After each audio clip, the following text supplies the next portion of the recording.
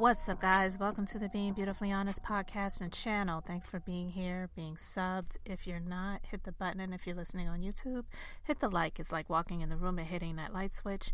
Let's brighten up the place and get into the politics and BS. I've been holding back on talking about this for a minute, but something said today is a day, so I'm just going to go ahead and let it out. I'm not going to let it out like Donald Trump has allegedly been doing. But first, let's talk about him falling asleep in court. Now, they're saying that he's been falling asleep in court and has been using some bizarre techniques to stay calm, stay alert, and stay awake. Now, the man is, up there in age. I know he loves to act as if he is so much younger than Joe Biden, but he's not. Okay? Anyway, he's reportedly been dozing off in court. An American reporter, of course they're American, I don't even know why I said that, but a reporter observing his ongoing court case shared that the former president has maintained shut eyes in an effort to stay calm during the proceedings. Trump's eyes have been noticed closed multiple times since the trial began on April 22nd, giving rise to suggestions that he may be falling asleep. Maggie Haberman, a journalist, disclosed that insider sources confirm that Trump has indeed nodded off occasionally, but also resorts to closing his eyes as a relaxation mechanism to manage the rigors of the process. According to Maggie, she says, "I've seen it. People around him have confirmed to me that he has been sleeping at times that we have said he is. Sometimes he is closing his eyes, and I've talked to people around him about this too, because that is how he tries to just basically stay calm and deal with it. Because we know he doesn't want to be there. He knows that, we know that he says that this is all fraud, this is election interference, they're just trying to shut him down, and these are all lies, nothing is true, blah, blah, blah, yada, yada, yada." He had been issued a gag order, and he's been fined $9,000. Do I think that's going to be the end of it? Probably not when it comes to him. But we'll see what continues of it. But besides him falling asleep in court, it's being reported that he's been gaslighting, if you will, from his butthole. He's been farting in court, and it's allegedly extremely funky. That's what they say. Proceedings as well. Maggie Haberman reports that Donald Trump continued to fall asleep during the proceedings as well. And what I'm hearing from my sources as well is that, and I'm hearing from credible sources who know what's going on in the courtroom.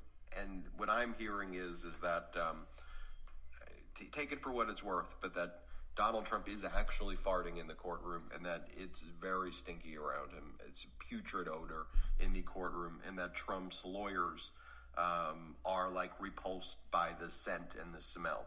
And I'm not just saying that to be like, funny. I'm actually, we have good sources there. And I'm hearing it from actual credible people that as he's kind of falling asleep, he is actually passing gas, and that his lawyers are really struggling with the smell. I think you'll actually start to hear more of that, but again, from real credible sources. Now, take it for what it's worth. They may be going off the record, on background and telling me that because of, it's the Midas touch, and they think that we want to hear that. So you could judge it how you want to judge it, but real credible people who are there have saying that it's putrid around him. I'm Ben Meiselas from the Midas Touch Network. Well, that wouldn't surprise me either, because if he's falling asleep in court, he's a man of a certain age. Falling asleep and letting it rip, it kind of goes hand in hand.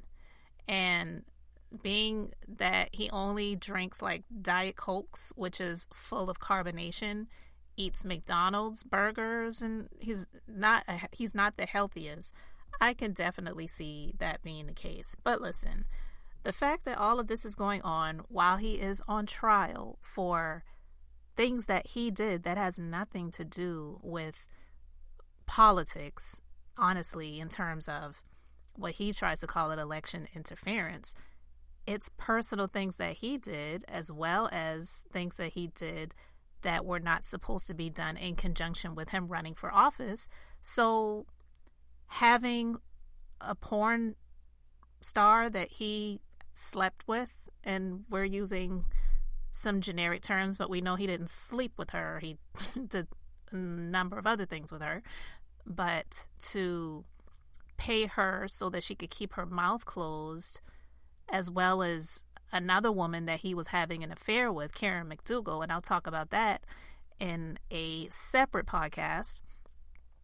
That has nothing to do with him being this great person that's great for the country, that people see as a threat, that they need to shut him down and keep him out of office again. He just happens to be, in my personal opinion, a terrible person that's made some terrible choices in his life and is facing some consequences at this point, where who even knows where it's going to land him? Because quite frankly, I don't believe that he will ever serve one day in prison. I don't. I really don't. But with all of that going on, he's still being interviewed. He's still in the polls. He's still in the race. He's still in this election. And he's being interviewed. And he said something about the election results for 2024, saying that he will only accept the results if everything's honest. So he says, if everything's honest, I'll gladly accept the results. I don't change on that. He said in an interview, if it's not, you have to fight for the right of the country.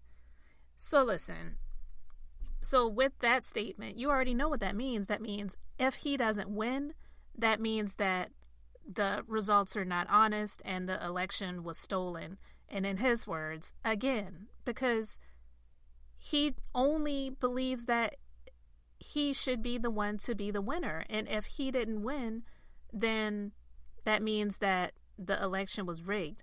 No, the honest truth of the matter is the elections are already rigged from the giddy up, because they don't tally up the general election numbers to have that be the deciding factor on who wins. Because honestly, if they did that, what was it, like the last 8 elections?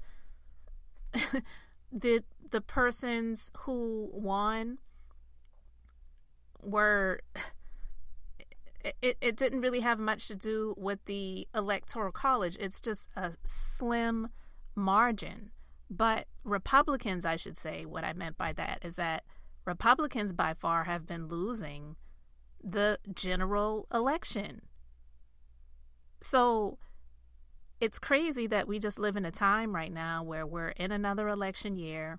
One of the candidates who is high in the polling numbers and could possibly be the next president is up on so many charges and indictments, currently is going through a trial where he's sitting in court, falling asleep and farting, okay, and talking about how he's not going to accept the results of the election if he doesn't win. And this is what we're really going through right now.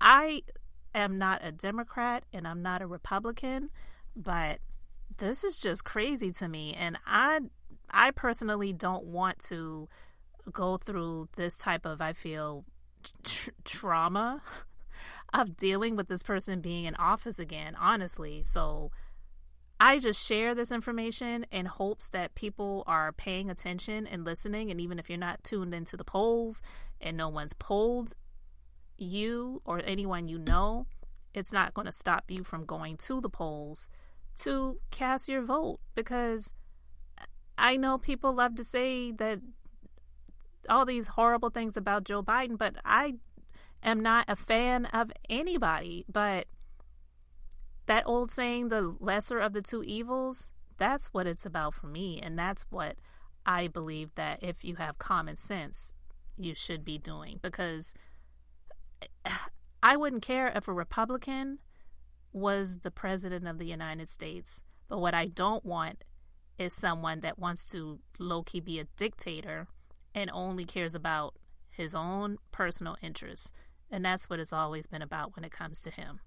So I just wanted to share those tidbits with you guys. You can let me know your thoughts in the comment section. Thanks so much for being here, liking, and subscribing. I'm Beth, just being beautifully honest. So until next time, I wanted to keep it brief, beautiful, and now I'm going to say bye.